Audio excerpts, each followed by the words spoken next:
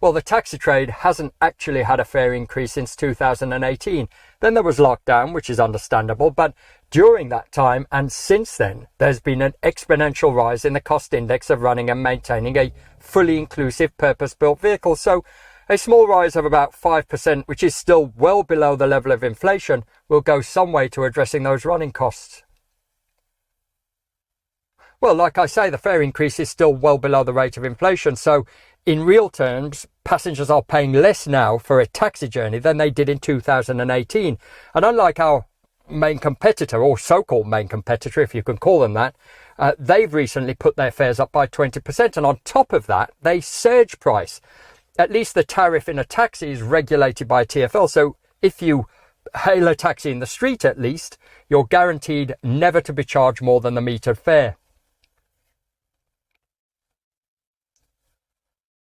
Everybody who needs to drive should consider scaling up and driving a more sustainable vehicle, but it should be noted that taxi drivers have been leading the way for the last 4 years, with nearly a half of all taxi drivers now driving zero-emission capable vehicles. But that comes at a cost, doesn't it?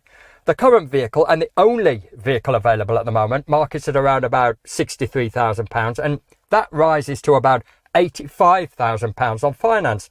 Now that takes a great deal of planning and commitment, and if you're a driver that hasn't yet been able to invest, and if those running costs keep escalating, then that will have a detrimental impact on their ability to progress towards making the transition to driving electric. So a cohesive approach between the government, TfL and the local authorities is necessary to create pathways to incentivize drivers and make it easier at least for them to make that transition.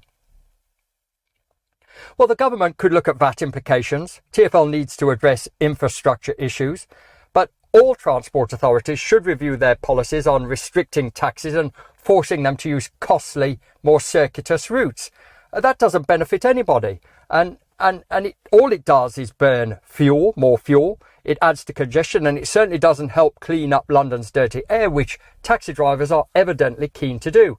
Manufacturing taxi journeys and making them less efficient does nothing to help out passengers, and certainly does nothing to help taxi drivers who are trying their hardest to make the transition to driving electric.